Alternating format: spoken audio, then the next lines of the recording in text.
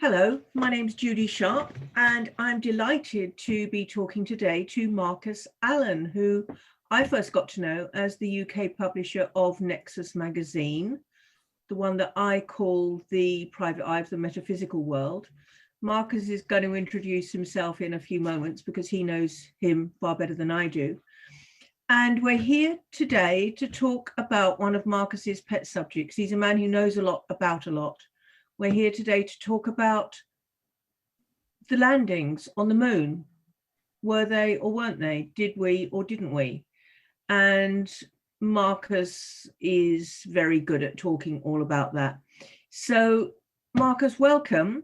And tell us, first of all, a little bit about you, please. Well, thank you, Jude. I appreciate your generous introduction. Nexus magazine, that's what I deal with. I publish the UK edition of Nexus. It comes from Australia. We publish and distribute the UK edition. So there are two types of people in the world, those who read Nexus and those who are about to.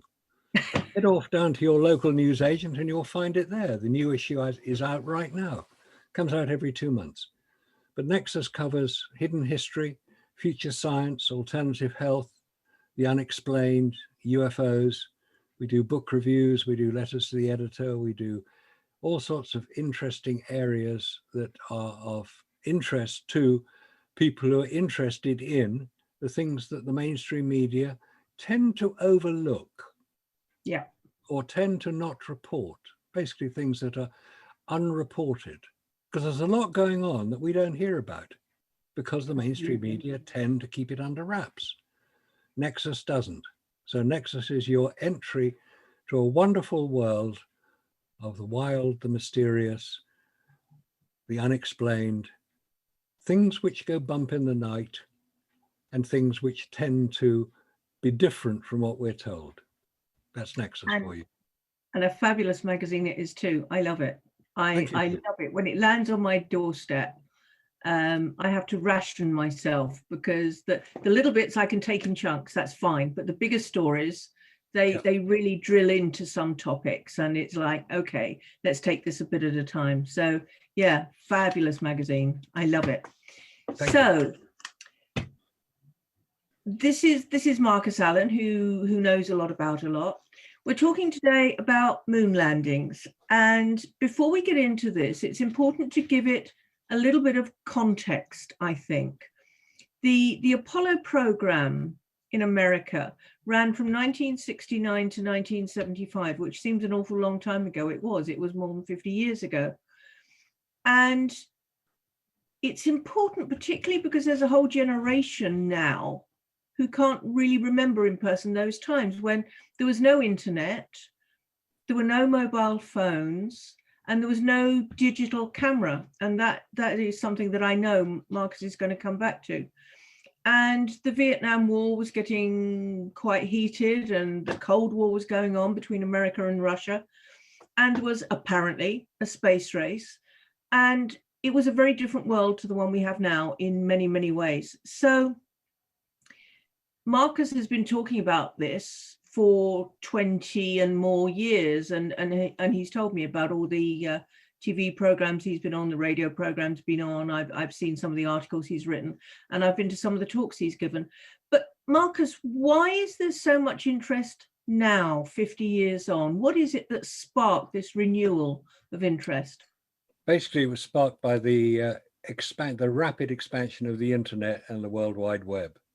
Okay. Because suddenly people had access to information that in the past they would have had to go and buy books or magazines. Now in our present day, we can literally switch on our computer, put in a search subject, moon hoax, and you'll get millions of responses. And you could spend the next 3 months reading them all, which most people won't do. So there are people who have, should we say, condensed down the most important aspects of the alleged moon landings. I say alleged because there is no evidence it actually happened the way we've been told. NASA, God bless them, National Aeronautical and Space Administration, or as the New York Times dubbed them, never a straight answer, because they tended not to answer correctly. The Apollo program was created as a response to the Soviet Union launching Yuri Gagarin. Remember, he was the first man in space? Yeah. Well, we now know that he wasn't the first man, he wasn't the second, he wasn't even the third, but he was the first one to return alive. That's the difference. Okay. Because that caused considerable reaction in America, their new president, John Kennedy, had only been inaugurated 4 months earlier, in January 1961. That's when he was inaugurated. In May 1961, he made a very famous speech in the joint houses of Congress. It's on May the 26th that it happened, when he said, "We will send a man to the moon and return him safely to the Earth." Wow, that got everybody very excited and very, oh yeah, oh, that's what we're going to do. We're going to beat the Russians. The Russians have been up in orbit already. No American had been into orbit at that point. So they were a bit behind. So they had to get themselves organized. They had to find out what to do in space, because no American had been into space, let alone into orbit. The first American into orbit was John Glenn, about 9 months later. So they started this. And so they started off 1961. Well, how do we get to the moon? We need a big rocket. So we'll build a big rocket. But they got all these German scientists, these Nazi scientists that had been brought over by America after the Second War under Operation Paperclip. Operation Paperclip, was it not? Yeah. Operation Paperclip. They brought them over because they were the people who knew about rockets, because they'd been firing them at London for a few months. 2,500 V2 rockets had been launched at London. Yeah. And 1 or 2 of them had landed and caused all manner of problems. It weren't publicized very much because it was considered to be bad for morale. Probably fairly bad for some of the houses they landed on. But anyway, they brought these Nazi scientists over, Werner von Braun being the most famous. There were several others who worked very extensively. If they had remained in Germany, they'd probably been prosecuted at the Nuremberg War Crimes Tribunal. Indeed. Because they had basically committed war crimes, Indeed. crimes against humanity. But that was overlooked because America needed good rocket scientists. Yep. So they were brought over. So you say the Apollo program started, in fact, it started earlier than 1969. That's the first time they landed on the moon, but they'd been practicing before that with the Mercury program. That was the 1 man in space, followed by the Gemini program. This is 2 men in space. This is all in Earth orbit. We're not talking very far away, about 200 miles up. That's where Earth orbit is. Going to the moon is a completely different ballgame. That's 240,000 miles away. So they had to work out how to get there, because you have to achieve what's called escape velocity. Okay. You have to be going fast enough away from Earth to overcome the gravitational attraction of Earth, which is pulling you back. Yeah. Which is why when you throw something up in the air, it always comes back down again. That's gravity. That's what Isaac Newton observed when the apple fell on his head. Oh, how did that happen? That was a few hundred years ago. So you have to get a rocket powerful enough to overcome Earth's gravity to achieve escape velocity. It's 25,000 miles an hour in round numbers. Quite fast. Earth orbit, to get into Earth orbit, you only have to be doing 17,500 miles an hour. Okay. So anybody who can appreciate the inverse square law, in order to increase your speed by 50%, you have to use twice the energy. Right. That's why the rocket was so big. So we had this huge, great rocket, 360 foot high, height of St. Paul's Cathedral. Most of it was fuel. It's only the top little bit, which was the command module, the capsule that the astronauts were in. So all this was going on over the 10 years prior to, well, 7 years prior to the Apollo 11 launch. That's the one most people remember, Apollo 11. Neil Armstrong, Buzz Aldrin. Do you know why it's called Buzz Aldrin? Tell me. The only other person I know who's called Buzz is Buzz Lightyear, who was named after him. No, Buzz, he was called Buzz because his sister, Edwin Aldrin's sister, is his official name, couldn't pronounce the word brother. She called him Buzzer. Oh, there you go. There you go. So he was called Buzz. He's always known as Buzz Aldrin. He's still alive now. Neil Armstrong died 2012. One of the most famous Americans in American history. Where is he buried? One of the most famous Americans in history. In his village You'd expect it to be graveyard? Arlington National Cemetery, wouldn't you? That's where most American heroes, presidents. No, he's buried at sea off the coast of Florida. Oh, really? He didn't want a fuss. He was a naval pilot, so he could legitimately request a naval burial, which he received. That was 2012. He's been dead a few years. Buzz Aldrin's still alive. Michael Collins is still alive. He was the third man on Apollo 11, the forgotten astronaut. Mm. So anyway, all this is going on. Yeah. They're desperately trying to work out how to get to the moon. Yeah. And there were various accidents along the way, the most famous being Apollo 1, where 3 astronauts were literally incinerated in their craft. It was a test. It was on Earth because they had pressurized the spacecraft with pure oxygen Oh, at gosh. 22 pounds per square inch. Gosh.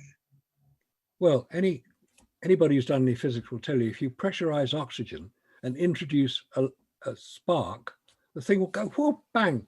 It's called a calorific bomb. That's how you measure calories. But that's another story. They were incinerated because they couldn't get the door open. Yeah.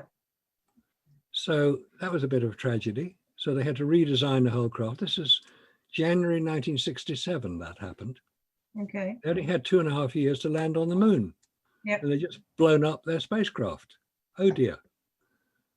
Now, this is the point at which I think things start to get interesting.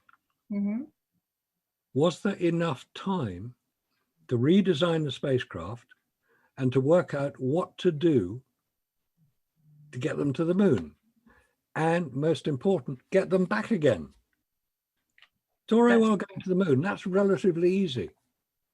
Plenty of spacecraft have gone to the moon, but how many have ever come back from the moon to Earth?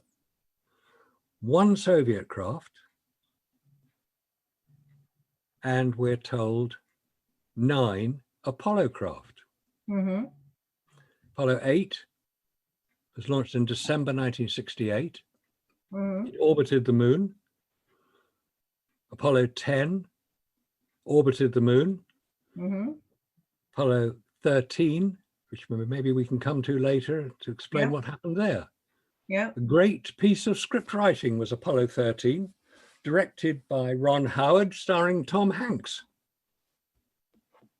That's the film of Apollo 13. So you showed, and that was all filmed here on Earth, by the way. The film Apollo 13. So it's perfectly possible to do it. Well, maybe that's what happened to Apollo 11 as well. Who knows? Who knows? I'm hoping you might throw a bit of light on this. I hope so. That's what I'll try and do. These are our heroes from Apollo 11. Okay. That's a nice photo. Neil Armstrong, Michael Collins, and Buzz Aldrin. Yep. Now, this is how I started all this research. I literally had to go out and buy a set of postcards like this. I had to buy a set of postcards because other than pictures in books, this is all I could find. Yep. Postcards. Astronomy show in London, it was. This is before the internet. Of course. Oh, way before the internet. So having looked at these, because I'd heard a talk down in Glastonbury as it happened, early 1990s, where somebody said, he was talking about something quite different. He wasn't talking about Apollo, he was talking about megaliths. And he just made an offhand remark, because we were showing a lot of photographs of the megaliths, which are equally interesting. He said, of course, you've probably seen those photographs of the Apollo craft taking off. And taking off is fine. Landing on the moon, he said it's all fake. And you can tell it's fake. You look at the photographs and you know what you're looking for. You'll see they're faked. So that's why I went out and bought the photographs so I could see, because I've been trained as a photographer in London in the early 1960s. That's how old I am. Oh, dear, oh, dear. And I'd used the cameras that I subsequently discovered were used on Apollo, or similar one, the Hasselblad single lens reflex, probably the best camera you can buy then, the best camera you can buy now. I'd used those cameras. I knew what they could do. I also knew what the film that was used could do, because I was trained technically as a photographer to be able to develop and enlarge photographs. which is as skilled a job as taking them in the first place. So Absolutely. I knew what to look out for. And as soon as I started looking at the pictures, I thought, hang on, I could see what he means. There's something odd about it. There's all this light that appears to illuminate them. And I know that you can put light into a photograph. That's why cameras have flash guns on, because it adds light into the shadow areas where there may not be light. This is probably the most famous one, which shows it. This is Buzz Aldrin on Apollo 11, walking down the ladder. There's the hatch through which he's just come, and he's lit up like a Christmas tree. Yeah. So I looked at this photograph and I thought, hang on a minute, where did that light come from?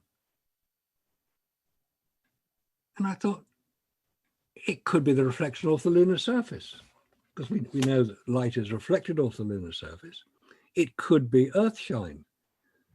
I soon found out it wasn't earthshine. Like you get moonshine, the sun hits the earth, it will reflect light, because the earth was directly overhead at the point of Apollo 11's landing, or ledge landing. So was it reflection off the lunar surface? And I thought, not enough, because the reflectivity of the lunar surface is 8%.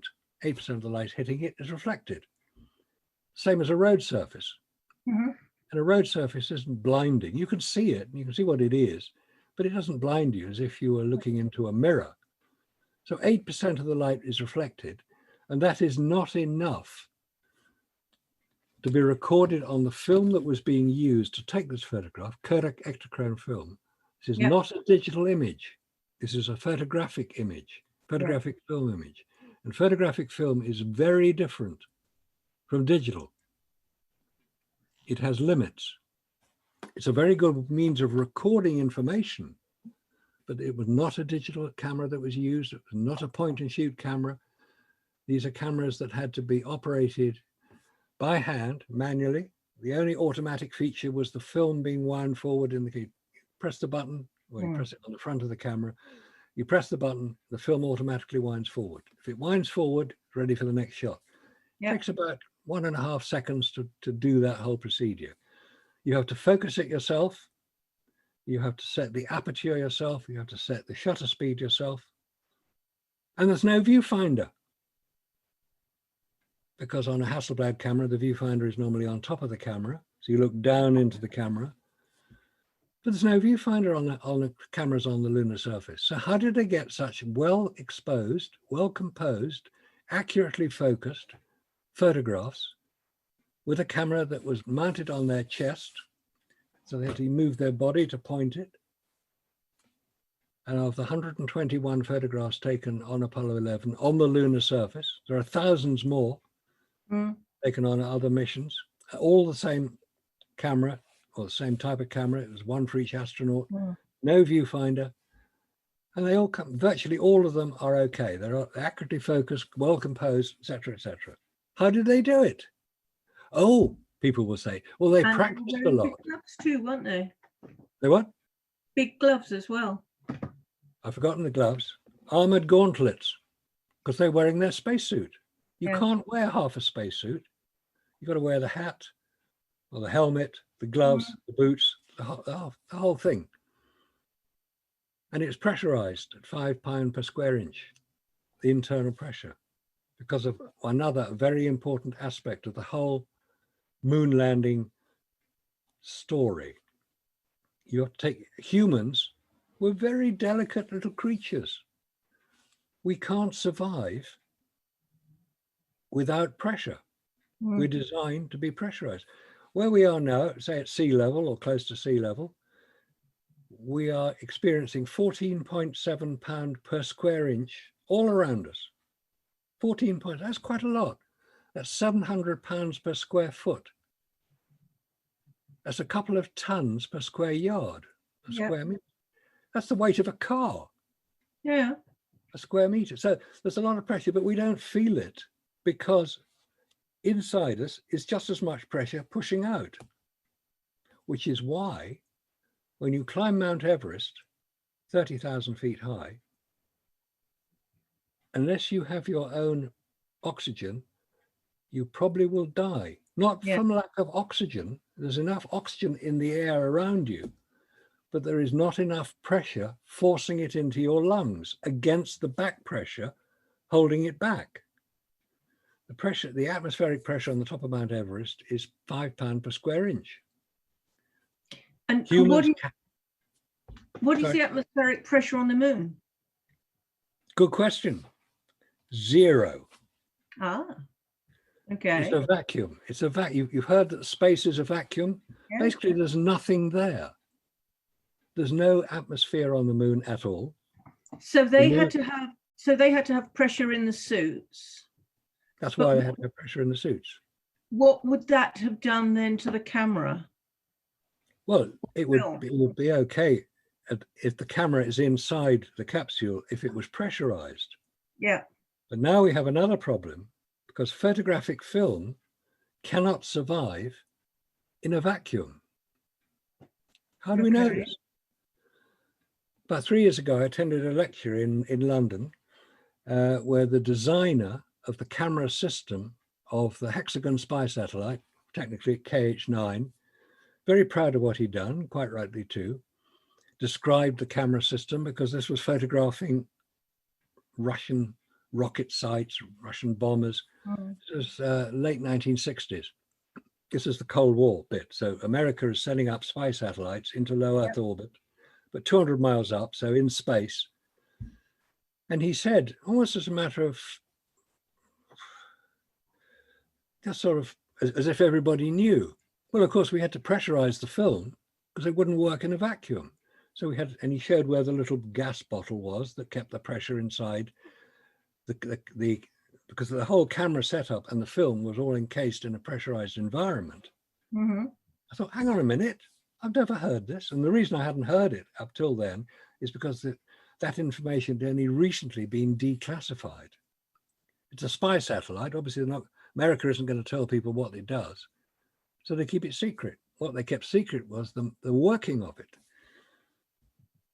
Photographic film doesn't work in a vacuum for the very simple reason that there are two aspects of a vacuum which we don't experience very much here on Earth because we're not in a vacuum. We have to create our own vacuum. Yeah. We all know that, in space, nobody can hear you scream because sound will not travel through a vacuum. What also happens is that if you put any form of liquid-based material and photographic film, the emulsion on photographic film is liquid-based, it will what's called outgas. The light elements are literally ripped out by the vacuum because there's no pressure. They're ripped out. Would that apply even if the film stayed within the camera? Yes, it would say, because the cameras were not pressurized. Oh, okay. There are plenty of photographs of cameras, of the Hasselblad cameras used on Apollo. Plenty of those around. You can see them in many photographs on all Apollo missions. If they were pressurized, they would be surrounded by a case. Probably wouldn't be a very big case, but these cameras are not surrounded by a case because there are also film of astronauts changing the magazine. On the Hasselblad, the magazine can be detached from the camera. Okay. So you can put, so say you're shooting a black and white film, you can put a color film on in the middle of doing it. So these cameras were not pressurized, nor were the film cameras. The film cameras are mounted inside the lunar module, filming what was going on outside. They were not pressurized either. So if film cannot survive, and we've done experiments, I have colleagues in Canada who have done these experiments. They've literally bought a commercial vacuum chamber, something about the size of a wheelie bin, which can produce about, well, vacuum is measured in a unit called torr, T-O-R-R, named after Evangelisco Torricelli, who was an Italian scientist who developed the barometer. It's named after him, torr, T-O-R-R. Atmospheric pressure is equivalent to 760 torr. Equivalent, that's similar to the barometer, which has 760 millimeters of lead, of mercury. So when you get to space, it's not only 0 torr, it's 10 to the minus 3. That's 1,000th of what it would be on Earth, 1,000th. Okay. And that's in low Earth orbit. When you get to the moon, it's 10 to the minus 12. It's such a minute fraction of any form of pressure that it's basically a perfect vacuum. It's not a perfect vacuum because you can't have a perfect vacuum in science, but you get very close to it at the moon. So if you got the vacuum on the moon, how did they get all these photographs? How did they take these photographs? If photographic film cannot work in a vacuum, they were taken here on Earth under controlled studio conditions. They weren't taken on the moon. They couldn't have been taken on the moon. And if anybody can prove me wrong on that, I want to hear about it. I've asked that question for 25 years, and I'm waiting to be corrected. I've said it on television, I've said it on radio, I've said it on the internet. Prove me wrong. And nobody has proved me wrong. In fact, more people have come forward to say, you're right. You're quite right. Fabulous. Okay, so that's the photographs and the vacuum, and then I mean that in itself would be sufficient for an awful lot of people, wouldn't it? It's game over, actually. It's game over for NASA. Is there not another area that I'd just like to go into a little bit here, and that is the radiation? Because recently I've been reading in the press that there's now talk about maybe sending more people up to the moon. And NASA themselves are saying that one of the challenges is actually the radiation belt around the Earth. And whilst I'm no scientist, it did occur to me that if they managed to do that 50 years ago, how come they can't do it now? Good question. Good point. A lot of people have asked that, actually, because let's go back very slightly. December 2014, NASA launched Apollo 2.0. It's called Orion. It's just a bigger version of the Apollo craft. It takes 4 people instead of 3. It's a little bit wider. So they decided to test it. It's called EM1, Exploration Mission 1. It's launched from Earth, sent out 3,500 miles, which goes through one of the what's called the Van Allen radiation belts, and it was brought back again. Primarily to test the heat shield, because you have to have a heat shield. I can get onto the heat shield if you like. And they also carry radiation meters on board. Yep. And it was measuring levels of radiation that were considerably higher than humans can legitimately withstand. So the point you make, how did they do it 9 times with Apollo? Because 24 astronauts launched on Apollo. 3 of them didn't land, 6 of them landed, and 3 of those astronauts flew twice. John Young, Gene Cernan, and Alan Shepard flew twice to orbit the moon. Gene Cernan on Apollo 10 and Apollo 17. Yeah. So, and they all lived. They weren't damaged by the radiation, because what radiation does is it affects your DNA. That's why you get mutations. It's one of the results of radiation damage. You get mutations in the genes, and if you have a child, he may have a mutation, or he may not look good. No astronaut has had a child after going into space. No Apollo astronaut has had a child after he went into space. Certainly no female astronaut. No, well, there are very few female astronauts or female cosmonauts. It's Russians. Yeah. So why is radiation so damaging, which most people agree it is? I mentioned the Van Allen radiation belts. They're the belts of radiation around Earth, and they're created by the Earth's magnetic field, which is, we know, goes from north to south. At the poles, the North and South Pole, there's less radiation, so there's less protection. Right.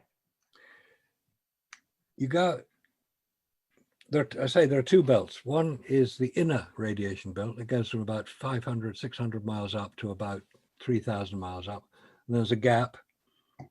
Some people will say there is a belt there, which was created by the what's called Operation Starfish Prime, which was both the Americans and the Russians in the 1960s. Would you believe set off nuclear explosions in space?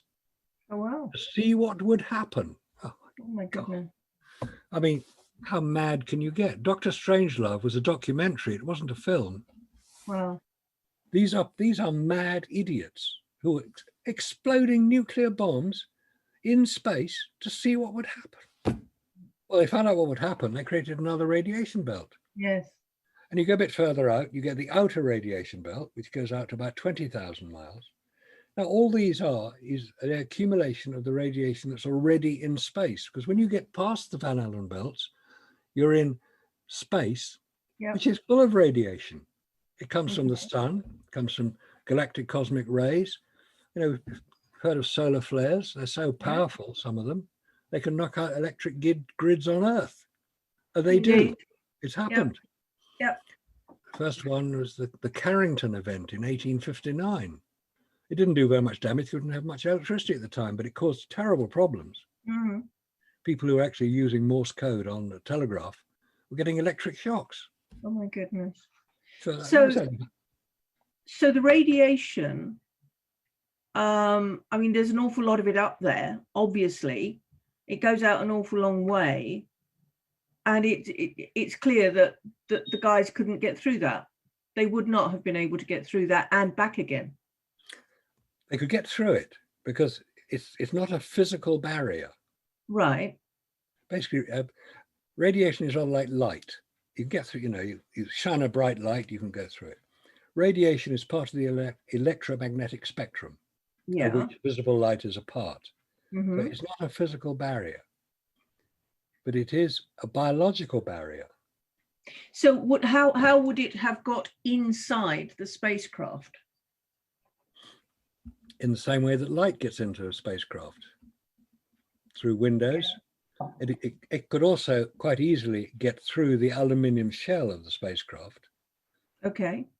When you go to have your teeth x-rayed, that's using x-rays. Yep. And the operator of the equipment will be probably wearing a lead apron. Yep. Or will leave the room. And the room is lead lined to protect other people nearby. Because radiation goes everywhere. It goes through everything except lead, uranium, and water. Right. They will protect you against radiation. But the problem with lead, uranium, and water is they're heavy. Yes, absolutely. So it's basically you can't have a spacecraft surrounded by lead. There isn't a rocket that'll get it up into space. So the aluminium shield would not have protected the spacemen from the radiation. Certain frequencies, gamma rays, most certainly not. Right. X-rays, possibly. Right. If you remember a few years ago when you went through airport security, if you were carrying a film camera, you was advised to have it hand searched and not to put it through the X-ray machine because it would fog the film. Fogging means it would reduce the contrast, that's all. And so you'd have it hand searched, and professional photographers would have lead-lined pouches. They would carry it so there was no background radiation damaging the film. And all photographic film, and this may all sound very 20th century and historic, and why do I need to know this? Because Apollo was using photographic film. It wasn't using digital. That is a key point. And unless so that presumably the radiation would have affected the film, even going out, the radiation would have affected the film, even if it was unused film. Of course it would. Of course it would. So we've got the rocket going up. It's going through the radiation, apparently. It's going through the radiation belt, which is affecting not only the occupants, the human occupants, but everything on board, including the film in its little plastic cases and so on. Then apparently the spaceship lands on the moon where there is a vacuum. And so the light is all wrong on the moon. You've explained that beautifully. The film wouldn't work, not only because it's already been radiated, but because it can't work in a vacuum. So they could not have taken film, and they've got the big gloves and there's no viewfinder and so on. The shadows are all wrong, the lighting's all wrong. And it must be quite hot up there, or going up or coming back? Is there not also a heat element to all of that? It's very, very hot indeed. Okay. When you're in a hot room here on Earth, there are various ways to cool it down so that you feel comfortable, because humans are quite comfortable at about 70 degrees Fahrenheit, 20 degrees centigrade. That's a comfortable working temperature. If you go out in the sun, direct sunlight, it could be as high as 100 degrees Fahrenheit, maybe 80, 85 degrees centigrade, and you feel uncomfortable. So what you do is you either, if you're in a room, you open the windows or the doors, or you turn the air conditioning on, or a fan, which moves the air. Now in space, because it's a vacuum, you can't air condition the spacecraft because there's nowhere to dump the heat. You take the heat out of the room and it goes, it's like a reverse refrigerator. You take the heat out of the room and dump it outside. And you see all these air conditioning units on buildings, little square boxes with a big fan. And that's all they're doing. They're dumping the heat outside. In space, you can't do that. There's nowhere to dump the heat. You can't dump it into a vacuum because it's an insulator. Like a thermos flask has a vacuum, a very thin vacuum surrounding the liquid. And it'll keep liquid at the temperature which you put it in at for quite a considerable time. So you can't air condition the spacecraft. So how do you keep it cool? Because you can work out the internal temperature of the spacecraft. It's called the black body radiation temperature calculation, which uses the Stefan Boltzmann constant. I'm not going to get into the detail, it's a bit technical, but using the figures, using, I mean, you know, like Earth, you can calculate the temperature of Earth and the moon and a spacecraft. It's not rocket science. Oh, sorry. Thank you, Mike. You can calculate the internal temperature of a spacecraft. And using that formula, the answer is 248 degrees Fahrenheit, 130 degrees centigrade, hot enough to cook your chicken at. Absolutely. Wow. How did they keep cool? Well, it is possible to remove heat from a spacecraft. It's radiated away. In the same way that the radiation comes in, heats the craft up. As the craft heats up, it reaches an equilibrium temperature. And then the excess heat is just radiated away. Right. It's like when you stand in front of a wood-burning stove, let's say, nice bright flames, and you feel it's very hot where you are in front of the fire, but it's much less hot behind you, literally a few inches behind you. That's radiant energy. Okay. That's why wood-burning fires are good. They heat up the immediate area. Absolutely. Radiators with hot water circulating in them use convection that heats the air around them, and that's what circulates. And if you put a pan on the stove and you don't use a glove, that's conduction. It conducts the heat from the stove through the handle of the pan, and you burn yourself. So those are the three types of heat: convection, conduction, and radiation. Those are the only three heat, and radiation is the only way to remove heat from a spacecraft. But the internal temperature of that spacecraft is too hot for an astronaut to comfortably work in. 120 degrees centigrade, 250 degrees Fahrenheit. No, forget it. Humans can't work at that. Absolutely. Somebody would say, but they're wearing their spacesuits. Yes, they are on the lunar surface where the same temperature applies. They're not wearing their spacesuits in the spacecraft as they go from the Earth to the moon, allegedly. Okay. Where you've got the sun shining all the time on the spacecraft. So guess what they did?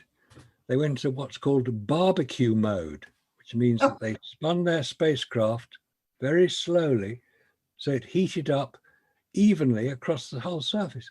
That's such a ridiculous statement to make, because barbecue mode means you spin your chicken or whatever it is you're cooking so it cooks evenly all over. Absolutely. If you cooked it in one place, you would get burnt on one side and not cooked on the other.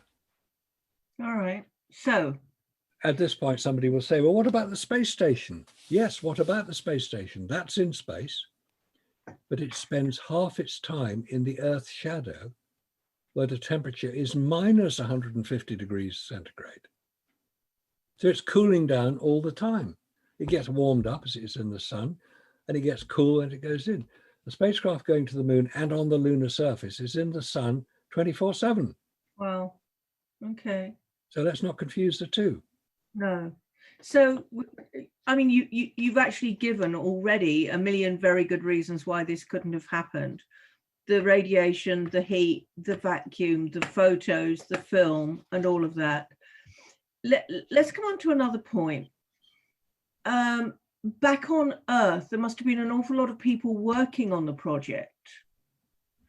So did they not realize that they were actually working on something that wasn't going to happen? Or did they realize they were building a film set? Or, you know, I'm sure that's a question that a lot of people that might be watching this are saying, why didn't they realize what was going on? Good point. Yes, it comes up regularly. 400,000 people, we're told, worked on the Apollo program in the mid-1960s. These were people who worked at all the companies who were contracted by NASA to build the rockets, the rovers, the landers, the spacesuits, the control centers, everything that they thought they needed to get to the moon, because they were desperate. They were definitely trying to do it. Yeah. So 400,000 people were not sent a memo by NASA saying, don't worry, guys, it's all a fake. Because if they did, where's the memo? Absolutely. No, they were doing the very best job they could. Yeah. They were building the best rockets, the best rovers, the best everything. They were doing the very best job they could. They were trying to honor their by now dead President Kennedy's promise to land a man on the moon. Within a decade, yeah. Within a decade, before the end of the decade. And because don't forget that John Kennedy's vice president was Lyndon Johnson, yeah, who, when Kennedy was shot, which is another story, when Kennedy was assassinated, Lyndon Johnson took over as president. Yep. Up until 1968. So he was driving the whole space program, because the command center in Houston is now called the Johnson Space Center, named after him. Okay. So he had quite a lot to do with it. Okay. It was Nixon who was president at the time of the landings. But yes. By that time, everything had been built. It was all ready to go. So, let's get up there, guys. Nixon had only been president for a few months when they landed. So he was sort of trying to milk the applause. Absolutely. So it was really all of these people, 400,000, you said. I mean, really, they were doing what they were told. It was what I would call perhaps a need to know basis. They were doing their little bit, but not really quite knowing what they were part of. Would that be fair? Yeah, I think that's a very good way of putting it, because don't forget, these companies that were creating the hardware that was thought to be needed, they were Boeing up in Seattle in Washington State, top left-hand corner of America. They were Grumman, who were building the lunar modules in New York on the East Coast. They were Rocketdyne, who were building the engines for the Saturn V rockets in California. They were the people making the spacesuits, a company called International Latex Corporation, because they were using women who were used to sewing close-fitting garments over in Connecticut. There were companies all over. In fact, there were companies, I believe it was in 49 of the 51 states. Wow. Because that was a deliberate decision. They were trying to spread the work. There's a lot of money involved as well. They were trying to spread this through as many companies as possible. So there were 400,000 people. Yes, they were working on it, probably more than that. But don't forget the drivers, the secretaries, the cafeteria staff, the secretaries, all the people who support any major company. Absolutely. And they all had families. So we're talking probably 2 to 3 million people who felt they were directly involved in the Apollo program. But they saw what was going to happen the same way you and I were if you were watching it. Well, I was going to say that. Excuse me. So actually, in a way, it was a very good call to spread it out, because that way more people felt that they were involved. It was national pride. It was all of this sort of thing. So I'm doing my bit. and look, all of the states are involved, and so on and so on. So that leads on quite nicely to, okay, so they were all doing their bit. There was a huge amount of national pride going into this. So what actually did happen? Was it in a film studio far, far away, there was a film set being created, and in a desert far, far away, there was a landing strip and a something? Tell me what you feel really happened. Okay. That really happened. That's the rocket taking off. Okay. Apollo 11, that one. Mm-hmm. But they all look very similar. There were 9 of them that took off. And they launched, and that was real. Right. The rocket was real. It fires its engines. It was by people who were present. They said it was the most magnificent sight, and it would be, making a huge amount of noise, a huge amount of flames coming out. And 2 minutes after it took off, it disappears from sight. Oh. When it's about 60 miles downrange, 40 miles up, it disappears from sight. And the first stage, which is basically a fuel tank, because it weighed 3,000 tons. You try lifting 3,000 tons. You've got to have very powerful engines. You've got to have a lot of fuel. And by the time it's fired for 2 minutes, all the fuel from the first stage is gone. So they just detach it and it falls into the Atlantic. A couple of them have been recovered, actually. So we know that happened. It then goes on, it fires its next stage, stage 2. It goes from about 40, 50 miles up. It goes to about 100 miles up. It gets into orbit at 100 miles. And it circles the Earth a couple of times. How do we know where it went after we've lost sight of it? We got to rely on NASA to tell us. And they do. They tell us ad nauseam what happened. And we hear the astronauts discussing things. And it's all very, very plausible. But you have to remember that prior to the official launch, and the launch was real. I'm not saying that the launch was fake in any way at all. It was very real. 1 million people watched Apollo 11. They got a bit bored after that, and much less watched the other ones. But they were real. What happened after it went out of sight, we had to rely on NASA to tell us what was going on. And they did.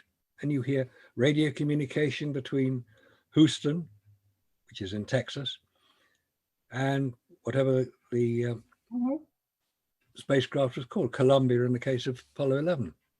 And you hear this conversation going on, and 3 days later they land on the moon. Well, they go into orbit around the moon. The craft separate. One astronaut stays in the command module as he's orbiting the moon, and the other 2 astronauts land on the lunar surface in their 2-part spacecraft. There's a descent module, which is a rocket that's powered by a rocket to slow down so it doesn't go bang when it hits the surface. And then they got a little bit on top where they can take off again and rejoin their mate who's orbiting the moon. That's more or less what happened. But how do we know that that is what happened on the moon, or was it somewhere else? Now, about 4 or 5 years ago, a film was released on the internet called Make Believe Smoke and Mirrors. It's normally called Smoke and Mirrors. That's the but the full title was Make Believe Smoke and Mirrors. Make believe is well, you can see where that's coming from. Smoke and mirrors is a phrase used to describe how things can be made to appear using smoke and mirrors.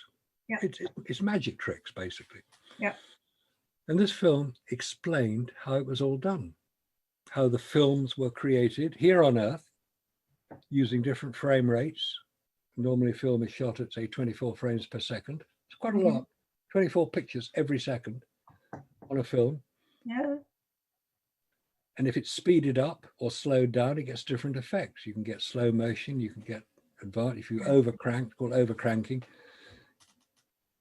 you appear to get a different effect from normal. There were 6 different film speeds. This was what was identified by the person who created this film, Smoke and Mirrors. Different film speeds, depending on the distance of the camera from the astronaut. Because if it was all slow motion at one speed, it wouldn't look, it would look odd, it would look peculiar. So If the camera was close to the astronaut, it had a different film speed than if he was further away. And it was very persuasive. And there were hundreds of hours of this film, of these films. Mhm. The actual film, Smoke and Mirrors, is 2 hours, 44 minutes long. Oh my It is, goodness. you can find it on the internet. It's not easy. Right. But when it was originally released, whoever created it, nobody knows for certain who created it. The person wanted to disguise their voice so that he wouldn't be recognized. Obviously, he had a fairly familiar voice to some people. He disguised his voice by distorting it to such an extent you couldn't actually hear what he was saying. Oh. Somebody has now taken that film and deciphered it and put subtitles on it, so you can now hear what he's saying. It's a highly complex and technical film. Mm. So where was it shot? And who did it? Mm. There are certain people it could have been, and there are two very strong contenders. One is Douglas Trumbull, who was Stanley Kubrick's special effects director on 2001: The Space Odyssey, filmed in 1968, or released in 1968, and John Dykstra, who was special effects director on Star Wars. Yeah. And if you've seen Star Wars, you know that special effects are particularly impressive. Absolutely. So it could be either of those. It may not be that. I don't know. It doesn't really matter who it is. It'd be nice to find out, because Douglas Trumbull is still alive. He's about 86 now. He's still alive. He's still working. And he was the guy who did the special effects on Back to the Future and Blade Runner, various other things, where he literally built miniature cities. So what they were using in the late 60s was miniature sets. And that's what we see on the Apollo craft. We see miniatures. It's interesting you say that, because my early career was in London, and it was in advertising. And I'm very aware that same sort of technique was used a lot to create very dramatic adverts. There was one in particular where a car appeared to be driving through a field of very high blazing crops. I can't remember which car it was. And I remember clearly it was Kenny Everett, when he had his television show, who completely blew the wraps on that and had it done in his studio, and had a little radio controlled car, and took great delight in showing everybody how it was done. So actually what you're saying, it was a similar thing, particularly when the what was it called, the rover was going over the moon. Yeah. You're saying it was a little radio controlled car. Yeah, a radio controlled car. And you can tell that because if you look at that particular sequence, it's Apollo 16. It's called the Lunar Grand Prix because they drive it relatively fast. Right. Look at the driver who's sitting in it, and he's like this the whole time. Okay. He's not moving. Yeah. And this thing is bouncing around all over the place. If it was a person, his arms would be up and down, his head would be back.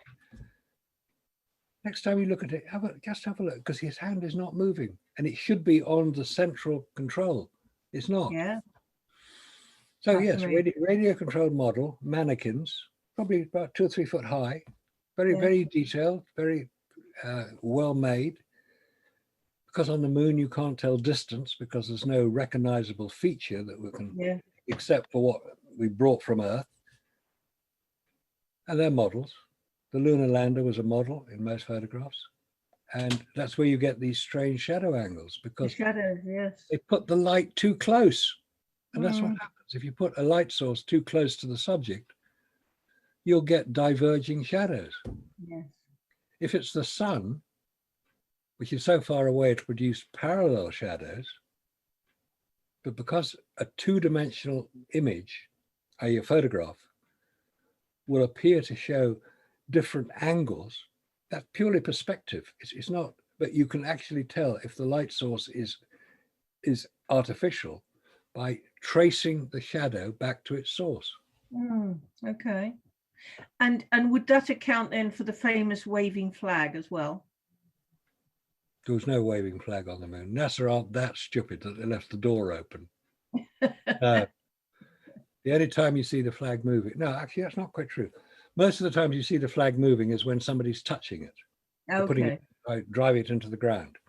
Okay. There are 2 instances on Apollo 14, Apollo 15 and Apollo 17 are 3 instances where nobody is touching the flag and the flag is seen to move as an astronaut moves past it, as if he's in an atmosphere because you move it. And the way you can tell that this was done on Earth is because when a flag moves in any area, it's basically acting like a pendulum.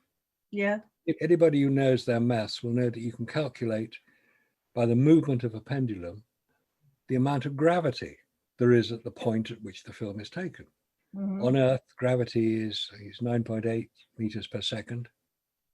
On the moon, it's 1.8. So it's considerably less on the moon. So on the moon, the flag should be moving very slowly. On Earth, it'll move quite fast. Yeah. Because of different gravitational attraction. It's a standard piece of scientific work. And what I find extraordinary is that there are university professors who claim to have calculated the gravity that this flag exhibits and declared it to be on the moon. They're mad. It wasn't. It's on Earth. How lovely. So even university professors are fooled by this. So if you think, it's a question I would ask. Why do you believe what do you believe? Yeah, absolutely. Is it because somebody told you, somebody you trusted told you this is what happened? You've read in a book that you trust the author. You think, well, how can it not be true? I saw it on television. Yes, everybody saw it on television. We all watched on television. I've seen 80-foot gorillas climb the Empire State Building on television. Yes, absolutely. I've seen dinosaurs chasing kids around kitchens in Jurassic Park. Yes. Is that real? Yes, absolutely. Well, it is in one reality, isn't it? It is. Marcus, that's, I mean, yes, you've blown it sky high, as it were. So I think that's quite conclusive. One final point before we go, and this is something I found when I was doing my homework about the joint Apollo-Soyuz thing. We haven't talked about Russia because we've gone into so much detail about the American thing.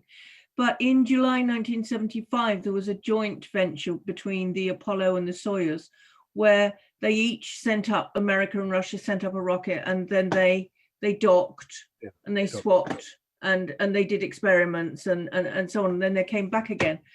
And Soyuz spent 6 days in space and it safely landed. And then the Apollo was 9 days in space and safely landed. And what confuses me, and I think it's a nice point to end on, is that Soyuz is still in use. It's been upgraded. They've used it. They've built on it. And 50 years on, they're still using that basic template, shall we say. And the Apollo one went into a museum. And that, to me, is a little bit confusing. It is. That's a very good point, because Soyuz was the only way to get to the International Space Station when the space shuttle was retired in 2011. Yeah. It's a Soyuz Russian craft. So who won the space race? It was the Russians. They won it because they kept running, tortoise and a hare.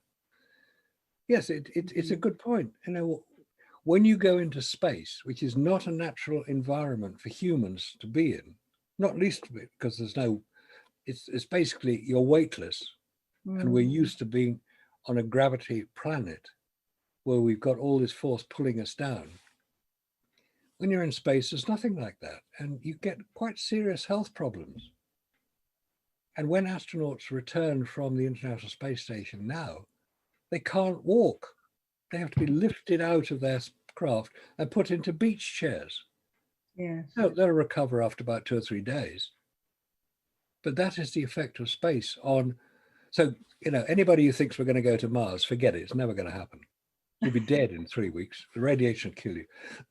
Aside from getting out the other end 9 months after you set off and wandering around on Mars, like the film The Martian, that was science fiction. It was a good film, but it didn't portray space realistically. So astronauts, cosmonauts, they can't function after a few days in space. But we're going back to the moon. We're going to return to the moon. We are. Not to plant flags and leave No. footprints, but to do scientific work at the South Pole. Absolutely. Yeah, Absolutely. God. And And people believe it. And Marcus, I'm going to ask you to come back again, please, for another discussion when we talk about what the moon actually is. That is going to be a different discussion, because I know that we could talk about that as well. Marcus, thank you so much for being here, for explaining it all so clearly. Yeah, you've just blown it out of the water, haven't you? I think. And as Marcus said, if any of you out there can prove that he's wrong, please get in touch. You can find him very easily. Show your Nexus magazine, please. Right, Nexus Magazine. Google NexusMagazine.com. NexusMagazine.com will reach me, or Aulis, AULIS. NexusMagazine.com. Yeah. Aulis.com, AULIS. Aulis.com is a very good website for bringing together lots and lots and lots of information about this whole subject, which is vast. But Marcus, thank you so much for being here. I really appreciate it. The fact that you've got all of that up in your head and you can just go blah, blah, blah, blah, is fascinating. I love it. And we will meet again and we will talk about what is the moon anyway. Marcus, Alan, thank you very much for being here. Thank you. Thank you, Jude. Appreciate it.